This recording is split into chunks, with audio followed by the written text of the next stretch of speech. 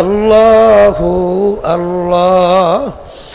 আরে যখন নাকি আল্লাহ রাব্বুল আলামিন ফেরেশতাদেরকে বলবেন, এ ফেরেশতারা ফাগুল্লুহু, ওদেরকে বান্ধ। আরে এই রোগের চিকিৎসার জন্য আমি হসপিটাল বানায় রাখলাম জাহান্নাম। আল্লাহ আপনি আমাকে আমাদের সবাইকে মাফ কইরা দিয়েন।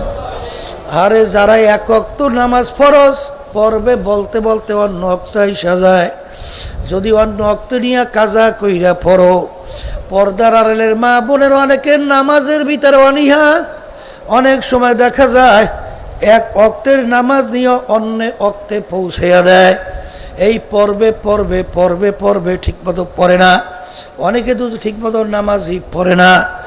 এক ওয়াক্ত নামাজ পড়বে পড়বে বলতে বলতে অন্য ওয়াক্ত যখন আইসা যায়, এই অপরাধের জন্য ওই জাহান্নামের হসপিটালের মধ্যে